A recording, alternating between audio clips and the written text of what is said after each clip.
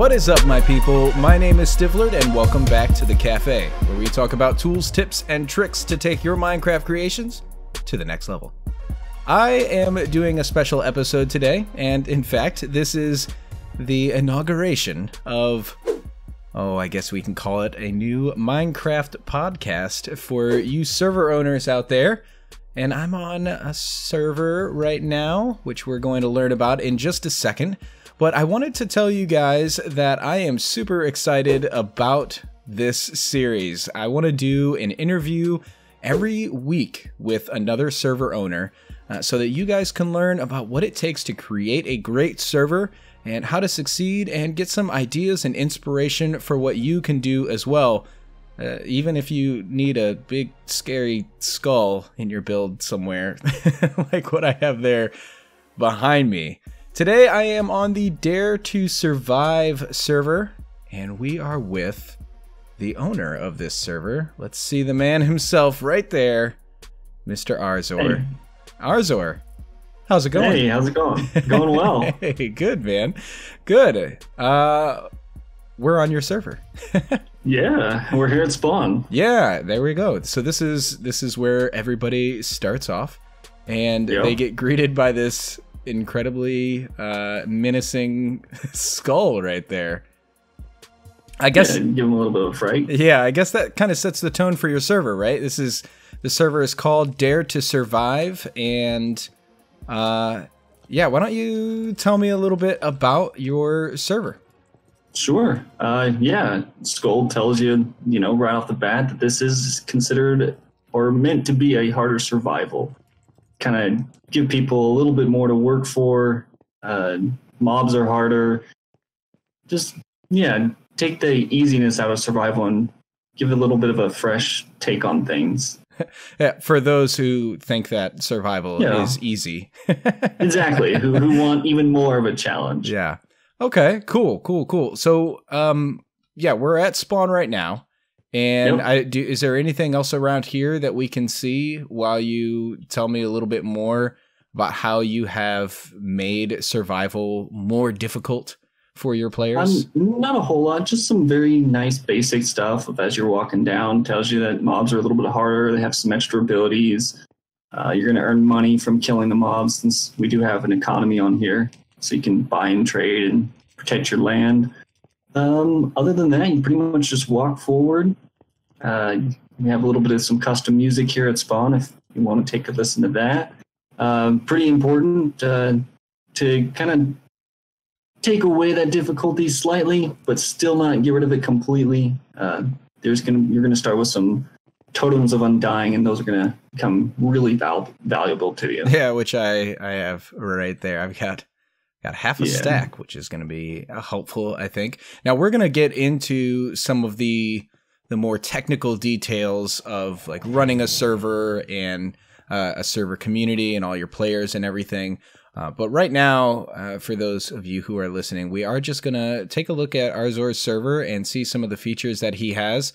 And then later on is where we'll get into more of the meat of how ArZor runs his server. And I've got some great questions from those of you in the Server Owners United Discord, where there's a channel in there. If you haven't joined, then by all means you should join. There's going to be a link in the description where you can join in the rest of us, and you can ask questions which I might feature in future episodes of this series. So we're going to get to those questions a little bit later, though. But for now, ArZor, I think that we are here at a little step on the pad to begin your adventure. Mobs get harder the further you are from spawn. So I'm assuming that's where we're going right now. Yep, this is where we'll start. So just go ahead and hop on. Alrighty. Oh, and automatically the creeper sounds. Well, I'm just gonna teleport to you, otherwise I'll end up somewhere different. There we go. Yeah. Cool. Well, we are here, and it looks like there's a little base going on over there. Do you have many players that stick around in this area? Where are we right now? We're just in the wild? We're just out in the wild. Okay. Randomly teleported. Generally, I tell people, if you want to kind of get eased into the difficulty, stay near spawn. Mobs are going to be fairly easy to deal with. They are going to be harder than normal, but you should not have too much of a difficulty. Okay. Might get swarmed by some zombies, but that's about the worst of your troubles. Do you have any custom mobs on here? Or is it mostly just the vanilla? I would say they are the vanilla mobs, but as I tell players, they all have their own little special abilities. So in a sense, they're custom. You've got zombies who can kind of come back to life. You've got skeletons who can shoot rockets out of their, well, fireworks, I guess, out of their bows and give you some pretty gnarly knockback. Oh, goodness. Witches can throw explosions. So they're all the same mobs, but they've all been given a little bit of extra abilities. Alrighty. Do you have any idea whose base this is that we're next to right now?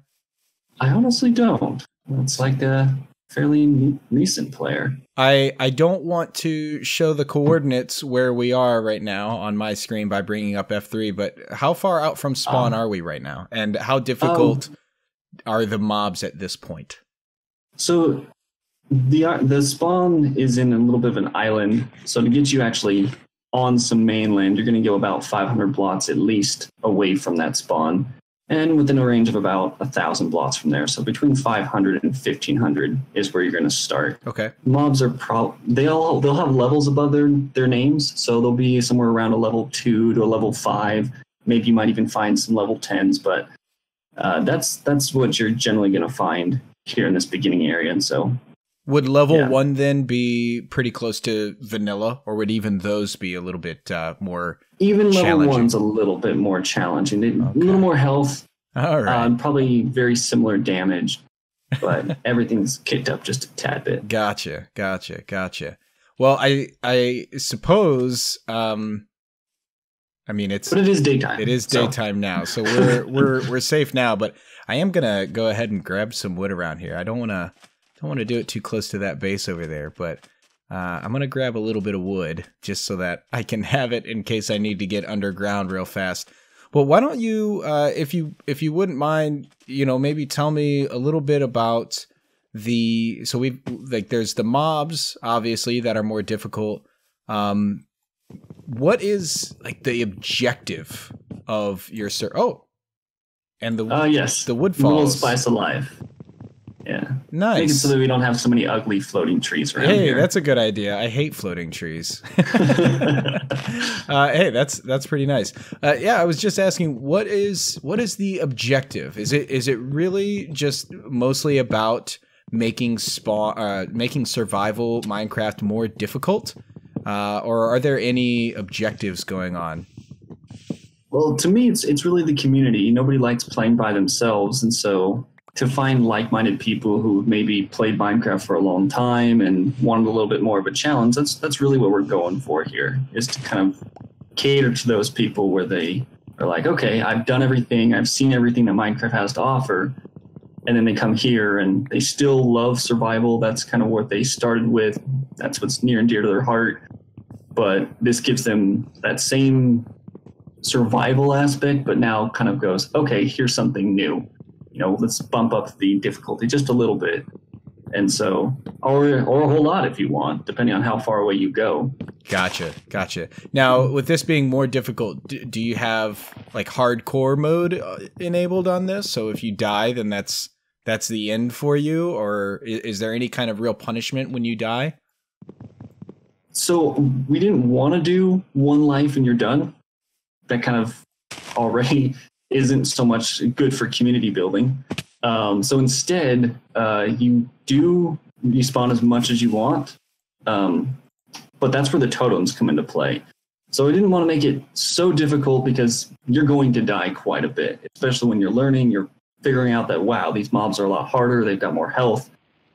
Your diamond sword isn't even going to 2 or 3 shot a zombie. It's going to take a lot more effort. Oh. And so you're going to die a whole bunch, maybe at the beginning, but then as you kind of figure out where your play style is, how far away you want to be, so anyway, those totems are what's going to really protect you at that beginning stage, where if you have at least one on you anywhere in your inventory, it's going to act just like a life in a sense. You're going to go back to your full You're still in your same spot. You're not taken back to spawn in most cases. and kind of like lets you continue fighting those monsters. And so, yeah, that's kind of like takes away, in a sense, that beginning difficulty and punishment of dying. But once your totems are gone, then it's just like regular survival. You die, you have to go and find your body again. Ah, okay. Yeah. Can you get more totems? You can. Okay. We do it only through voting here. Oh, that's an interesting way of encouraging voting. Yeah, I mean, if people want the hard survival and they don't want that safety net anymore and they don't want the totems, you know, we have voting is like completely optional here. It's, hey, we appreciate it, but by no means is it mandatory. Cool. I'm going to head underground here. I found a little bit of coal, and it's getting dark out there. So yeah, we're gonna start running into some. Let me just plop this down here, and I'm going to go ahead and get some torches going for us, because I don't want to die during this interview. Here's a zombie if you want to come take a look at what I'm talking about. I don't have a sword or anything. I'll keep him aggroed on me. All right. So yeah, if you get close to him, you see above his head, it says what level he is. Level 5 zombie. And if I punch him, you'll actually see that he's got 23 hearts. Yeah. And then you'll see little damage indicators telling me how much you're doing. So nice. You got a sword or so. Now, do you do the same amount of damage as? Yeah, that hasn't been changed. Okay. All right. So it really is a lot of, you've just made the mobs more difficult to fight and added in a few other little quality of life changes to the server. Pretty much. If you wanted to stick as close to that survival as possible. Okay. But still give you a little bit of some newness. And as you see, when you kill mobs, they'll drop some gold, and that's going to be your currency. And aha. Okay. All right. Cool. Yeah. Cool. Very cool. Well, let's head underground. And and then we can get a few little materials here. But I did want to know, now you have had a server before. You've actually... I have. And now is it just the one server before? Is this your second server then that you have run? Yeah, this is my second. Okay. Yep. Well, what was your first server like, and why did you decide to switch over to DareToSurvive? My first server was, as everyone, kind of whoever wants to be a server owner goes, oh, server owners, that sounds like fun. I bet I could do that. And it was my giant learning server. I had no idea what I was doing at first, slowly learned over time, made all kinds of mistakes. And after, a good amount of time, a couple of years running that server, I said, okay, let's start fresh. Let's take from what I've learned over those years and do it proper this time around. And so now you feel that you are doing DareToSurvive in a proper way. Hopefully. Yeah. Maybe better, but as you'll always learn in owning servers, there's always something new to learn, something you can do better than you did before. Yeah, for sure. Well, when did you start DareToSurvive? When did you switch from the old server over to DareToSurvive? I would say it's been about 4 months now, not quite 4 months. Okay. All right. And well, how long did it take you once you decided to start DareToSurvive? How long did it take you before you were comfortable with letting new players join? Honestly, from all my experiences, it didn't take me that long. I would say maybe a week or two. Okay. And then I had it open to the public. Wow. So that's really fast. Yeah. I'm definitely still in the mode of not having it. My server is whitelisted right now, and okay. And I'm pretty happy with that for the moment, because I'm still building a lot of things out, a lot of the features. But you moved really fast on this. Yeah, I mean, there's goods and bads. You have planned as best you can, and then you get players on here and they help you find that you've made some little minor mistakes and you got to fix that. But I feel with all my experiences that I had over that several years running their server helped tremendously to get everything, at least the basics, all ready to go. So when players did start joining the server, there was a few things that needed changing, but nothing drastic. I got you. Do you have any other staff or anybody who helps you with running your server? No, it's still a very small community. So I'm on here a lot, just helping people out. But that's kind of the beautiful thing about a server of people that know Minecraft really well and enjoy a community, building a strong community. They can really help each other most of the time. Like, even though I'm here, I don't really have to answer a lot of questions. Sure. When you decided to switch over to DareToSurvive, or what was the big reason? Like, instead of continuing your other server, why did you switch to this one? I think the big thing is I had really overdone everything. I added everything that I thought was cool, and gosh, I think at one point I had like 200 plugins. It was just absolutely insane. Yeah. Any cool little feature I thought would be fun, I added, and had mini games and skyblots and tried to do a network kind of setup. And I kind of just thought, why not focus on one thing really well instead of trying to pull and put in everything that might appeal to one person, Yeah. So here it was really about making a concrete idea and executing it really well rather than scatterbrained and pulling in plugins from left, right, and center, trying to think that someone might enjoy this new feature. And so here was a big focus on less is more. Gotcha. So there's a lot more before you add in a new feature, you're making very deliberate decisions about what features are actually going to be added. Cool. Yeah. What does your development cycle look like on here? How long did you, I know that you said that you've only spent like a week in development before you opened up to the public, but did you spend some time in like a beta mode where people knew that things were still being worked on, or is that still kind of the mode that you're in? Yeah, I think that's still kind of the case. People know that everything's very deliberate. Everything is here for them as best as it can be, but they're always welcome to let me know if they find something that's out of the ordinary. That can happen where, even if you think you've planned ahead as best as you possibly can, someone finds something that shouldn't be there. And that's kind of the beauty of having it open to the public is it's like a lot of beta testers in a sense. Yeah, I got you. By the way, I threw some torches down. I think you got those. And I did. Do I need to hold the Totem of Undyings in my offhand in order to use that? No, they've been modified here, so you can put them anywhere in your inventory. You don't even need to see them. Okay. And they'll still work. Cool. Yeah. Cool. I have randomly one piece of iron. I didn't get any more iron. Gonna need a few more than that. Yeah, I would think so. Let me make up a couple little, because you still need a sword, right? Yeah, sword's gonna be pretty important here. Yeah, I'll get you a stone sword here, mate. There you go. Oh. Yeah, we're friends around here. Thank you.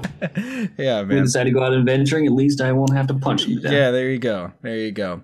Now, let's kind of switch gears a little bit. How do you go about on this server leading your community, right? Like how do you keep your players engaged and excited? Because this is just a survival server, right? Like it's a survival server with some additional difficulty that's added, but it's not mini games. There's not a whole lot that's going on with that. And it sounds like you don't want to even go in that direction where you're adding in a ton of different things, ton of different plugins and features and mini games and all that. So how do you keep people engaged as a community on this server?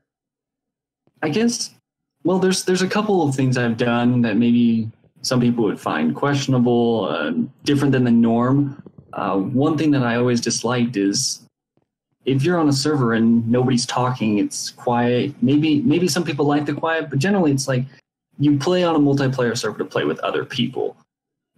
So for me, one big thing that I decided to do is make it so that it's global chat.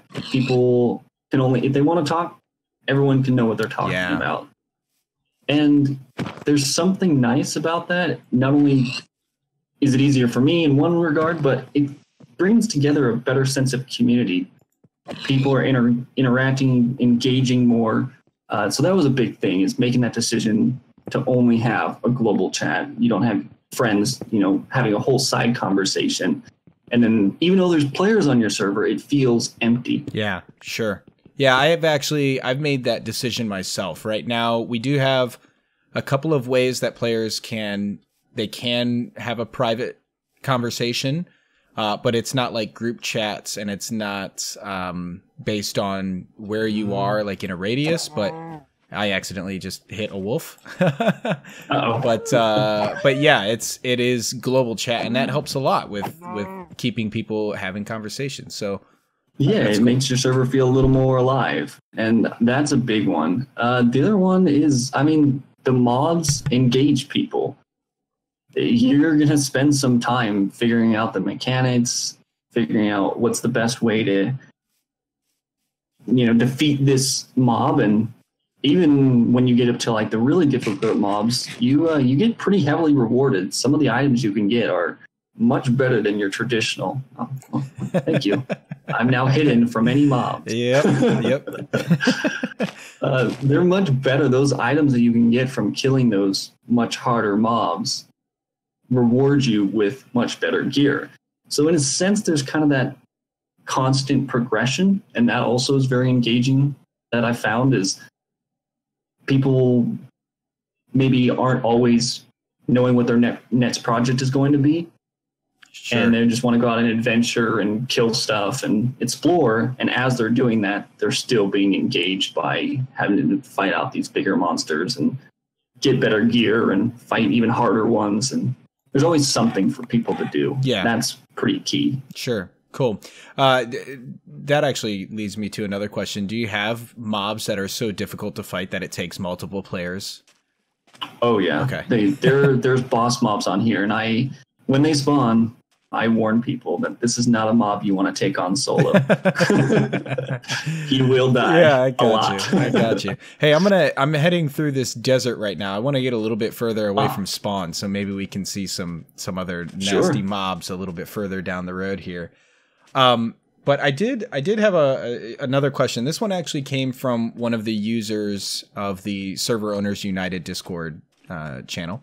Or server. Okay. And they asked, what would you look for in a Minecraft server? Like if you were going to join a Minecraft server, and have you implemented it here? For me, before I owned a server, a big one to me was, funny enough, I look at two things. I look at their spawn and I look at their chat. Because to me, that told me a lot about what type of owner was running the server, how much they cared about the details, how much they cared about their community. And generally, if I found a spawn that was just kind of haphazardly thrown together, that generally didn't bode well. And if their chat was super messy, was all kinds of crazy colors everywhere, just chaos, that also told me that maybe they were a little bit newer to running a server. And these are just very general statements. But that was my way when I would join a server of how to maybe qualify if this was a server I might want to stick around on. Sure. Now, I actually did notice in chat when I first joined, and like even in the tab list, there's a little bit of red, and in your server, in your message of the day, in the multiplayer list, that you use red and white. Yeah, those are kind of our colors here. Yeah. And so that's what you mean when you say, just kind of chaotic and messy and different colors. Yeah, just like a uniform kind of a feeling of that everything's concrete and meant to be all part of the same unit. Yeah, I got you. So I would assume then the answer to the second part of that question, have you implemented it here? I have, yes. Cool. Absolutely. Cool. And it seems to work. With your other players, though, now that's what you have enjoyed, or I shouldn't say enjoyed, but that's what you look for when you are on a server, and obviously you've implemented it here. But do other players care about that sort of thing? Have you found? I don't know if they maybe recognize that they care about it. Okay. In the sense that like it's there and it's like attractive, but it's not maybe something that they'll point out and necessarily recognize, but they appreciate it like subliminally, if you will. Sure. Yeah. That's more than a fair answer. I think that a lot of times, I've said this before to even some players and other server owners is, I almost got crushed by sand. A lot of players don't know what they want. Even if they say what they want, they don't really know what they want. So it's our job as server owners to actually figure out, what do people really want when they say they want something. Yeah, I mean, even that's coming huge with suggestions on the server. You almost feel a little bit bad by saying no, but you as a server owner, at least me, I always have to keep the big picture on mind and how is this suggestion, if I do implement it, going to affect everyone else? Like, I'm always open to hear complaints or concerns that my community has, but at the end of the day, yeah, it is up to me to go, is that a wise move to make? Sure. With your server, now you didn't spend a whole lot of time in any kind of development phase. Do you have custom plugins on this server? Are you using custom plugins, or are you using pre-built plugins? In general, there's so many wonderful, amazing plugins out there that if you take the time to customize them, if you will, with all their configs and actually making it look like it's custom, you can get away with a lot using mostly public plugins. And that's a lot of what I've done is almost all of my plugins are public. The ones that I really care about, unique things like the totems, for example, I have taken the effort of getting those made custom just because that's not something you're going to find publicly. Yeah. But in general, at least for your core elements of a server, like chat or, even setting homes, some of those really, I guess, basics that a lot of people will use in just about any server, public plugins will work just fine. Sure. And within that, do you want to switch to custom plugins in the future, or do you think that you are served just fine with the public plugins that are out there? For unique features, things that I know that I want that nobody else will have, then yes, I do have to look at custom. But why get a custom chat plugin made? Yeah. That's one that I can always stick with public. There's no need to spend that extra money to really not do anything extra. Sure. Just for the sake of having all your plugins custom is kind of silly. Yeah. In my mind. With your custom stuff, how did you find the developers, or did you build the plugins yourself? Well, I wish I could say I built them all myself. I'm not quite that talented. It's one of those things where finding good people is hard, and it's really just something you learn over time with your bad experiences, learning from your good experiences. Like I've unfortunately had to deal with finding bad help, bad developers, and I learned from that experience of like, okay, I need to ask better questions when I'm looking at hiring them. And it's not really, I guess, something, at least in my mind, it's hard to teach someone what counts as a good developer, what counts as bad. It's just something I've learned over time. And now I feel very confident, like, okay, I've got my 2-3 developers that I've established relationships with that if I do need something, they can pretty much handle any job or tackle any job that I can throw at them. Nice. And do you want to send them over my way? Because I've got one great developer, but yeah, I could use a couple more on my list. Yeah, I mean, shoot, finding good developers is hard, but what's even harder is because they're good, they're always busy. Yeah, that is so true. That is so true. So you mentioned asking the right questions. What do you mean by that? What are some of the right questions that you would ask a developer if you were looking to hire someone? And also, it's nighttime. Should we get back down underground or something? Might not be a bad idea. unless you want to start running some mobs. Thankfully, it's fairly peaceful for the moment. Yeah, but, we're all right around here. I was wondering if there was any extra danger for us since we're here in a village, but there are no villagers around, so... No, the zombies are harder on here, so unfortunately most of the time people run into deserted villages because the zombies have wiped out the village population. Oh, wow. So that's yeah. That's nasty. That's no fun. Yeah, I'm going to let's head underground here. And that's probably a good idea. Back to my question of, what are the right questions to ask? If you were going to ask another question or try and find another developer today, what were some of the questions that you would ask them?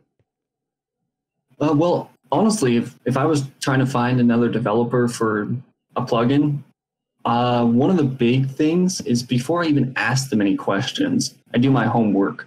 What type of plugins are they already good at?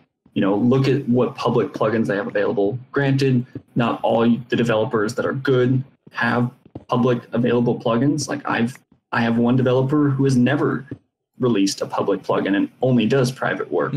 But in general, seeing what they have publicly available is a good way that I've started. Like, are they really good at dealing with GUIs? Is that a big feature that I want in my custom plugin? One plugin that I'm actually working on right now that's in custom development, it focuses heavily, again, on custom mobs. And I've found a developer who is already very skilled at doing that publicly, and that can transfer over to working on a custom plugin that uses or has a lot of those same necessary elements that they've already kind of perfected. So before I even ask questions, I find out, is this developer skilled at what I'm looking for? And what are their general interactions with their community? Are they good at answering questions? Do they have a little bit of an attitude? If they have an attitude with other people, they're probably going to have an attitude with you. Yeah. So that's where I start, is just qualifying a developer. They'll generally make a post on Spigot saying, hey, I've got this plugin. Developers will reach out to me. And then before I even, start talking to them, I do, a little bit of background information on who is this person, what can they do. But then when I do start talking to them, a big one is just really making sure you know what you want and you communicate that to the developer, and that they're very clear with their communication to you. Like, are they very clear with their time frame? Are they very clear with their budget? Are they very clear with what they're going to do for you? And one big one to me is how responsive they are to letting me know what progress they're making. If they're not getting back to me, if they're going a week without any sort of communication at all, like, hey, I finished this up on the plugin. It doesn't even have to necessarily be that I'm talking to them and they're talking back and we're having conversations, but just keeping me in the know is a huge one for me, because that lets me know that this is a person who's dedicated to my project and they're not just wasting their time. Yeah, sure. Cool. So, mostly it comes down to do your research, find out about the developer. Gotcha. Yeah, doing your research is critical. Yeah, because I have run into some developers who are very, very talented with their public work that they've done. But then you start to work with them on the backside and you realize, man, the communication is terrible. There's some drama that you get into because some of these developers are younger, right? They're still learning a lot of things in some ways.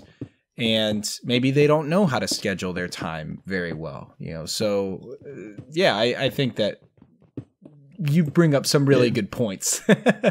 Communication and doing your research are probably the two biggest things that I can say. Yeah, I gotcha. Cool. So within that, kind of, again, switching gears a little bit, if you were to start over your server, now you mentioned, you've run into some developers that, you find out later on, maybe they aren't the best fit for what you're doing. Sure. If there was anything that you could do different, if you were going to restart DareToSurvive today, what would you do differently? If anything, maybe you do it exactly the same. Honestly, I'm kind of happy with what I've done. I mean, if I could go back to the very, very beginning of when I ever first decided to be a server owner, I've actually said this a couple of times. It's one of those things where it's maybe a good thing that you don't know what it takes to become a server owner, because you learn so much. But it is a challenging task to juggle all these responsibilities that you have. It's not just running a community and making sure you have the proper plugins and that there's not exploits or bugs. You've got your whole side of advertising and having a website and using domains. There's so many facets to running a server that I'd say at the very beginning, I think if I were to go back and do everything over again, I wish I would have had that advice that a friend gave me at the beginning of less is more, because that was a huge stress to me of trying to figure out so many plugins and having this giant network of stuff to juggle, that if I had focused on that at the beginning, I probably could have saved myself a lot of a headache of not trying to overcomplicate things. Cool. That was actually going to be my next question, is like, what would be the advice that you would give yourself all the way back then at the beginning, for new server owners as well? And less is more is definitely is a good answer for that. Now, within that, what do you think is the biggest mistake that new server owners make when they're first starting off? Well, I would say that's one where maybe they immediately want to go into opening up a network because they see all the networks being really popular. Like, okay, I'm going to have skyblots, I'm going to have mini games, I'm going to have creative. Starting with a network, I find, is a huge problem. You don't know enough. And it's way too much complication that you just don't need at the beginning. And that seems to be a big drawback of new server owners, is wanting to reach for the moon where they don't even have the basics yet. Yeah. Or the other one is, many people don't go into it thinking it's all about the money.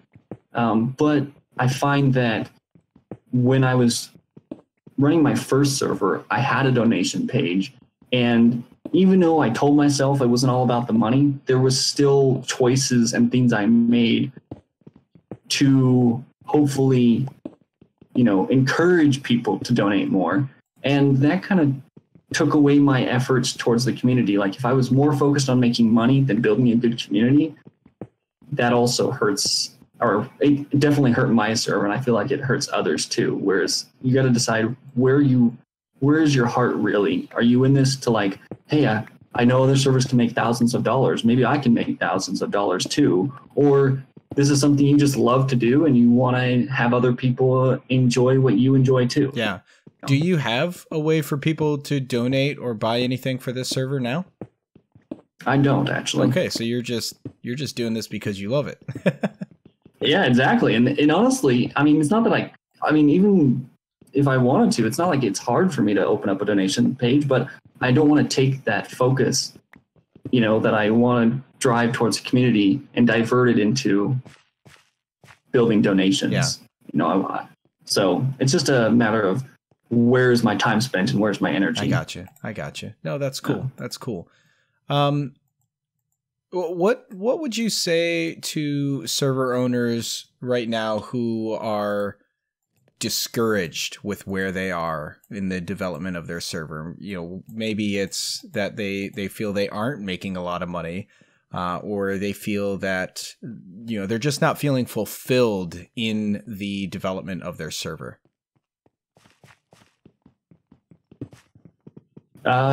Shoot, I guess that's, we all kind of get to that point to a degree. At least I did on my servers. Is you put forth so much effort. You maybe had this huge passion for Minecraft, and you feel like, wow, nobody else has the same passion. I'm spending countless hours to try to build this community, and it's just not going anywhere. And I had that on my first server, and I think some of the things I mentioned already were the cause of I wasn't focused on building a community. A lot of those hours that I was spending weren't on the right things. That I've kind of learned from now is, okay, at the beginning, maybe being online, talking to your players, getting them to know a face is really important. But at the end, you want them talking to other people. You don't have to be on your server 24/7 to make it run properly. Maybe some people get that feeling of like, oh, if I'm not there, it's all going to fall apart. If you've taken the time to build a strong community, that doesn't have to be the case. But sometimes it's just you need a break. You need to step back, look at the big picture again, and decide, am I going that right direction? Maybe again, it's a focus of energy of maybe you're focusing on the wrong thing, and that's why you're getting frustrated. Sure.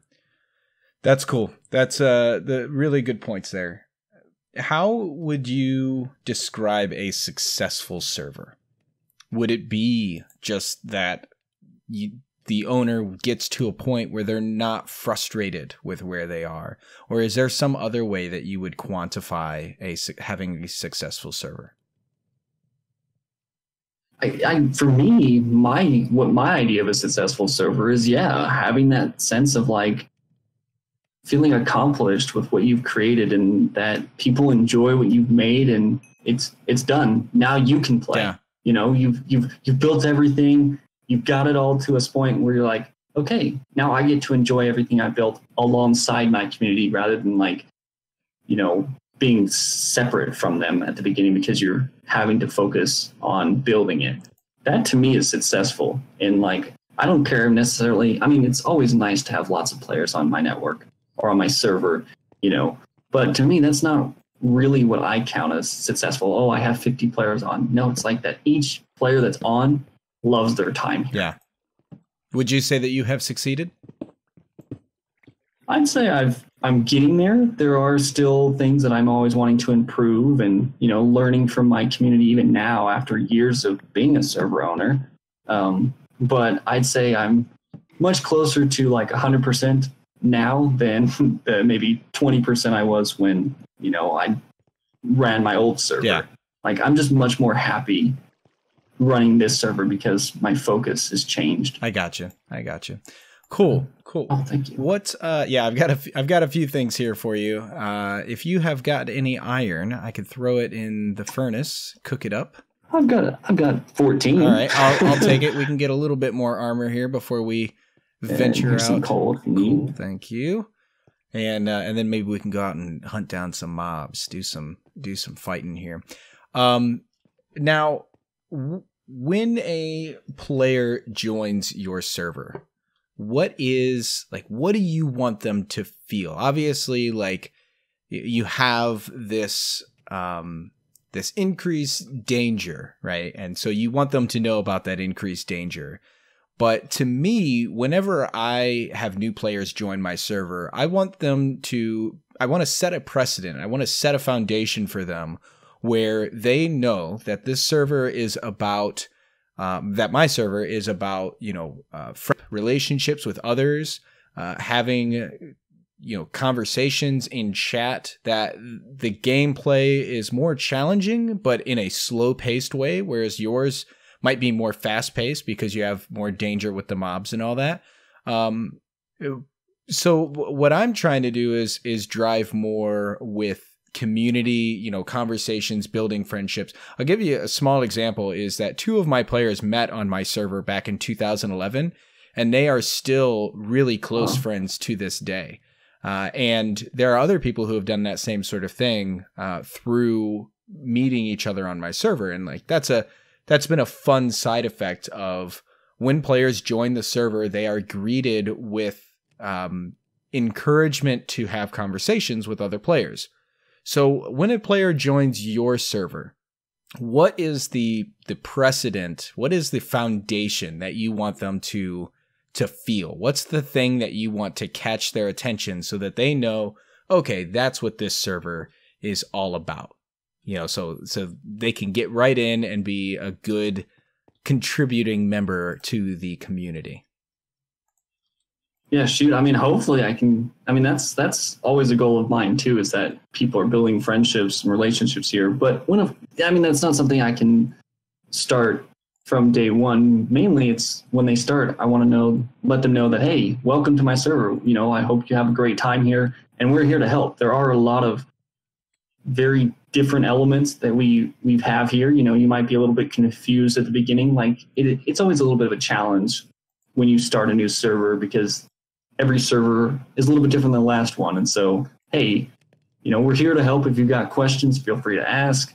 And then I like to give people some time to kind of like explore, you know, like rather than bombard them with all this information and like just so much, because there is quite a bit here. You know, hey, we're here if you need us. Go out and explore. I like to check in on them every once in a while, like, hey, everything's still going good. You know, is there anything I can help you with? But for the most part, having that global chat allows that community without me really having to push it. Like I don't have to like force it upon the player. They just get to see that people are chatting and that we're here to help. And it kind of just is natural rather than, you know, trying to make something happen artificially. That's cool. That's all very cool. I dig it. I think that I have enough food. Do you need some food? I've got a little bit of chicken here, and I've got some cookies, but that's about it. Pork chops, and I got some chicken, and you can have all of that. Excellent. And yeah, we haven't really gotten a whole lot here. It would have been nice to get some diamonds, but I still would like to go out there and see some of these nasty mobs that you've got going on here. Yeah. Well, we're not too far from spawn, so they won't get too crazy. But the other part of progression as well is not just the basic mobs been given more abilities, but eventually you kind of master those. You're like, oh, okay, well, you know, we have some unique things of charge creepers will actually spawn naturally, you know, and you learn that, okay, you just stay the heck away from those. You kind of already mastered that you break the heads of the zombies when they try to like come back to life. And we didn't want it to stop there. So one little even step harder is what we call elites.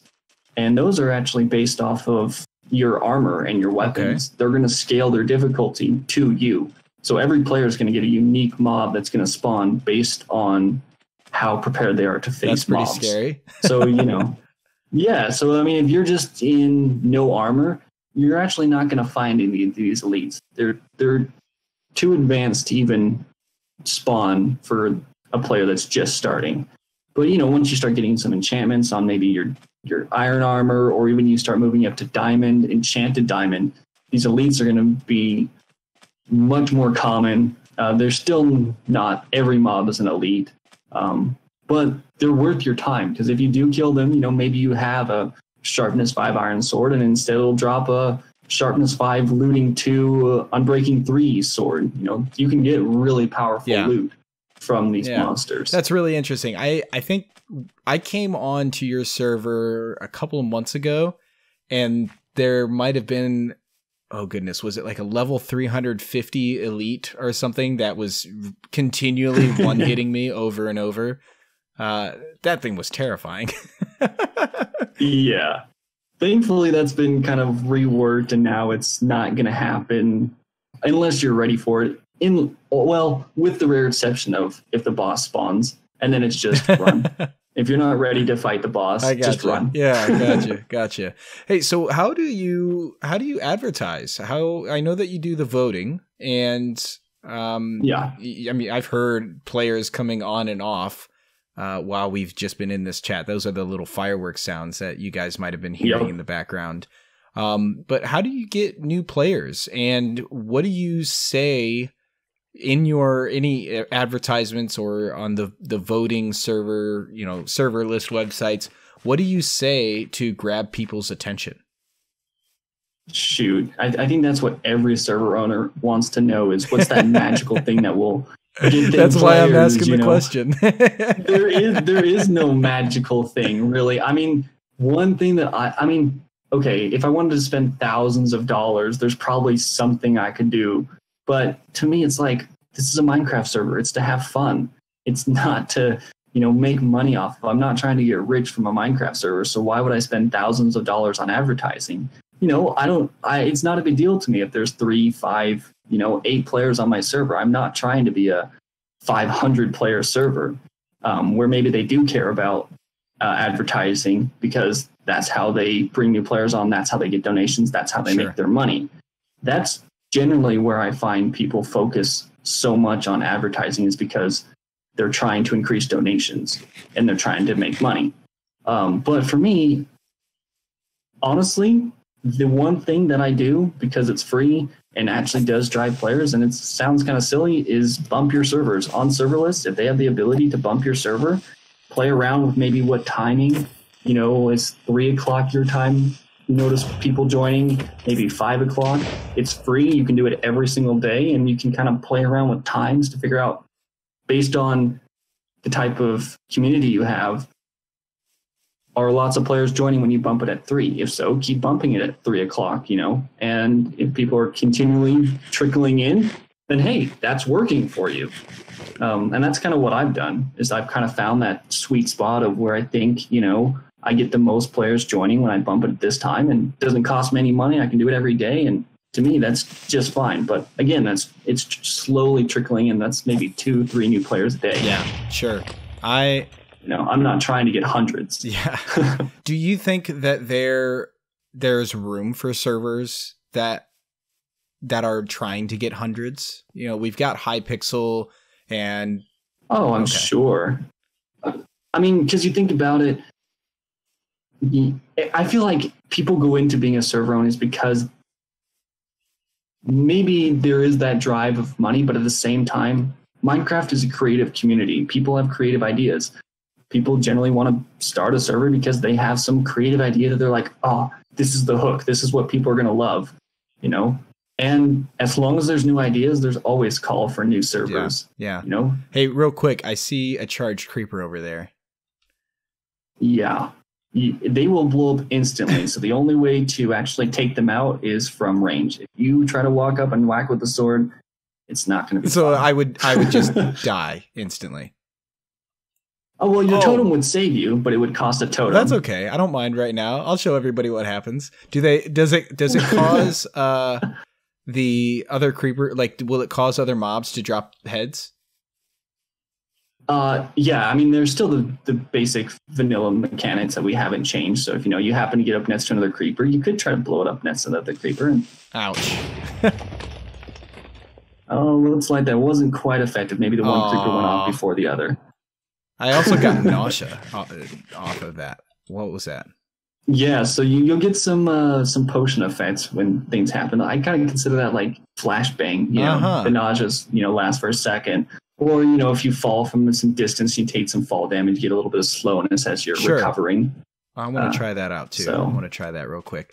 So you were talking about, I had asked the question about if you thought that there was room for, servers. Oh, I almost died actually. Yep. And I had slowless for a few seconds. Yep. For those server owners that do want to start a server because they want to make a bunch of money or whatever, do you think that that's possible? Do you think that they are doing it for the wrong reasons, or are you thinking that maybe they're just doing it? Like, do I find it wrong that people try to make money off of Minecraft? No, I find it wrong when players try to make money with no effort. They just make a copy of everyone else. They're like, oh, well, Skyblots is really popular right now. I'll just throw up a Skyblots server and try to make some money. I don't know. It's just my personal opinion that to me, it's like, really, that's what Minecraft's become? That everyone's just trying to make money off of players? Like, everyone calls it a donation, but it's really not a donation, and that's just my personal philosophy is I'm like, hey, I tell my community, hey, if you really want to throw some money my way because you love what I'm building here and you're just having a great time, I'll shoot you a PayPal link, but there's no rank you're going to get. You're not going to get any cosmetics. Like, if you're only doing this because you're expecting something in return, well, then that's not what's going to happen here. We don't have that here. It's not that I don't appreciate, you wanting to support the community, but, that's not really a donation in my mind. But hey, if you're that type of server owner that you are trying to make some money, you're maybe like, hey, this could help me get through college. I don't see any problem with that. It's just do something unique, do something that you actually are passionate about. Pick something that you think you can do really well and focus on that rather than just trying to do what everyone else is doing because they're making money. Sure. What would you consider when you say, put in effort? What do you mean by that? What kind of effort are you talking about? Well, to me, it's like, I spend a lot of time on here to try to maybe I'm a perfectionist, in some ways, but I'm here for my community. If there's a concern, if there's an issue, I spend my time to make sure that everyone has the best experience possible. Sometimes I see server owners where they don't necessarily care about the individuals so much. It's not, that's not so much of their focus. It's not that they don't care at all. It's just like, hey, if there's maybe someone that is spamming chat, they're just going to instantly ban them because they don't want to deal with it. Whereas I try to take a little bit more time to, work with every person as best as possible. Or, I don't know, when I say effort, it's hard to define effort. What is effort? But, for me, it's the effort of like building a strong community. Maybe for the people that are trying to make money, it's, make sure you have like a really great looking website. Don't just throw up a random, template that you found online.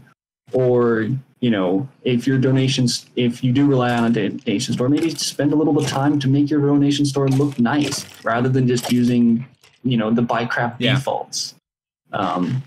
Maybe something like that would be an idea of like what I would say, put a little bit more work into it than just, throw something up and hope it works. Yeah, sure. Cool. Well, I've got one more question, and then and while I'm running around trying not to die to skeletons and silverfish, which was random. Yeah, they can spawn silverfish. Little sidekicks to the skeletons.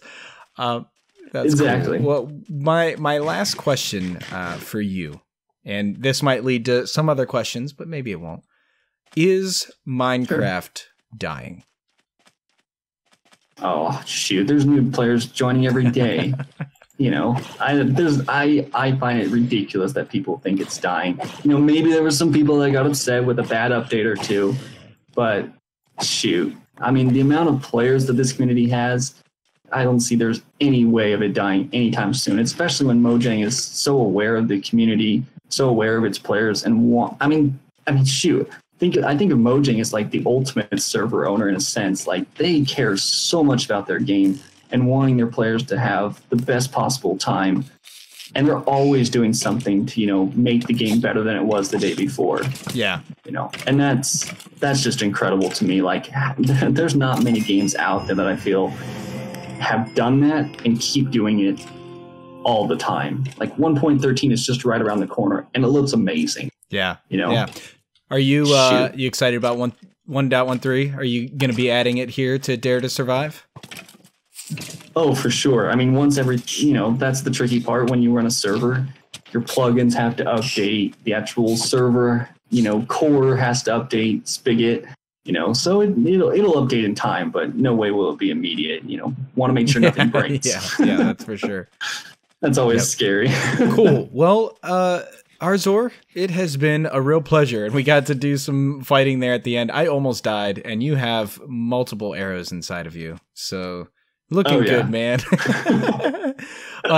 Yeah, so why don't you tell everybody how they can find you and how they can join your server and see what you have going on over here at DareToSurvive? Yeah, it's really that simple. DareToSurvive.net. You put that right into your search for joining a server, and that's it. Hit connect. Cool. Anything on social media to follow you, the Discord, or anything that I can link in the description? We've got a Discord, which you can put in the description. I'll give you the join link, but no website. Didn't really feel a need for a small community. Discord's our way to stay connected. So Discord and the actual server itself. Nice, right on. Well, excellent, ArZor. It has been a great pleasure hanging out with you today. Thanks for showing me and everyone else around on your server today. And I'm gonna kill this course. Thanks spider for being here. while I give the last couple notes of. Oh, what is this? Oh, yep. Yeah, that's it trapping you. Nice. That is pretty cool. I love the server. I love the challenge. I mean, I'm a big fan of survival myself, and I think that you have a unique take on survival with making everything a little bit more difficult, and yet still possible, still doable. Not so frustrating that you just quit Definitely. right from the start, which is great. Yeah, and that's where the totems came in. Yeah. You know? Cool. Well, I will now say goodbye to all of you. Thanks everybody so much for watching today. It's been a pleasure doing this interview. If you really enjoyed this, then you should let me know in the comments about other server owners that I should get in touch with to interview here, like I just did for ArZor. And be sure to check out DareToSurvive and check out those links down in the description below, and tell ArZor thanks for all of his great advice and thoughts and opinions on different matters. But that is it for today, guys. I will see you all sometime next week. I'm still not sure yet on what the schedule is going to be for these videos, and eventually this will even turn into a podcast that is uploaded onto, you know, Apple's like iTunes and Google Play podcasts and things like that. But be on the lookout for those to come in the future. Until then, I will see you all next time. Have a good one. Peace.